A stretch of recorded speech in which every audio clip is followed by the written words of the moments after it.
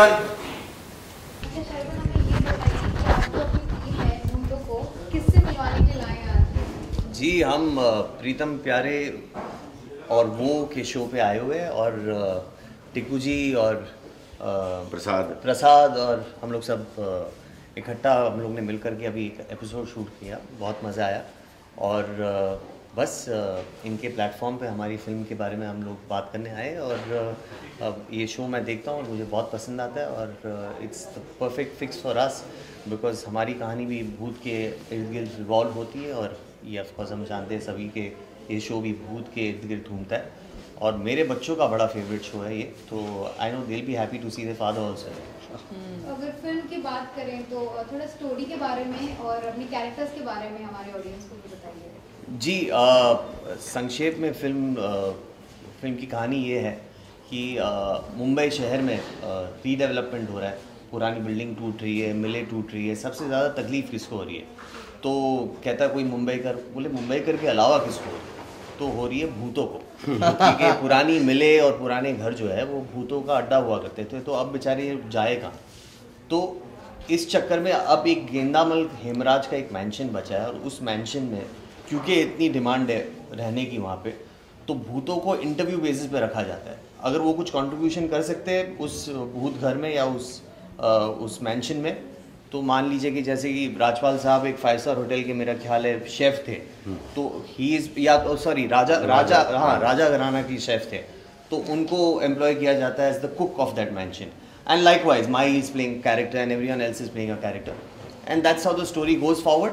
और फिर एक डेवलपर फिर से इस मैंशन को देखता है और ये लोग कैसे उस मैंशन को उस डेवलपर से बचाते is what the story is about. And I play the writer, writer का नाम है Raju and he is the one who narrates this story. Rajpal ji अपने कैरेक्टर के बारे में बताएंगे, माई जी अपने कैरेक्टर के बारे में बताएंगे। जी जी, हमने कहा कि सब कुछ शर्मन ने बहुत अच्छे से बता दिया है और यही थॉट है। और अच्छा एक इसमें सबसे इंटरेस्टिंग चीज़ क्या लगी कि इस तरीके के भूत ना हमने पहले कभी सुने थे कि जो वायलेंस या इन सब चीज़ों से दूर रहते हैं, अच्छे ऑनेस्ट, और वैसे भी बोलते हैं कि अच्छी आत्माएं और बुरी आत्माएं हर जगह घूमती रहती हैं। तो अपना जो ये जो रियल जंगल है जिसमें हम सब रहते हैं उसमें, और भूतों की जिनके जो दिखते नहीं हैं और जो दिखते हैं उन्होंने इतने पड़ाव डाल दिए हैं कि अब उनके जो दिखते नहीं उनके लिए भी जगह नहीं बची है जानवरों की तरह रहने के लिए। तो उसी का जो अंदर का बोलते हैं कि कॉन्फ्लिक्ट है या एक दूसरे के प्रति, तो एक तरीके से देखा जाए तो बहुत अच्छी आपको कॉमेडी मिलेगी, लेकिन एक ब्लैक कॉमेडी का भी उसमें तड़का लगेगा कि उसमें आपको मीनिंग समझ में आए, मैसेज समझ में आए, और आप जो सिनेमा का मूल है मनोरंजन, और मनोरंजन भी आपको खूब समझ में आएगा। और मनोरंजन की बात आई तो हम चाहते हैं कि आगे की जो डोरी है मनोरंजना करें।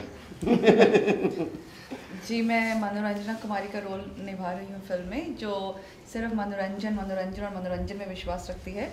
1950s की एक्ट्रेस है तो उसी तरह से बात करती है, जेस्चर्स वैसे हैं, इंटरेस्टिंग है, प्यारे प्यारे भूत है इस फिल्म में, और आई एम श्योर कि सबको भूतों से प्यार होने लग जाएगा ये फिल्म देखने के बाद।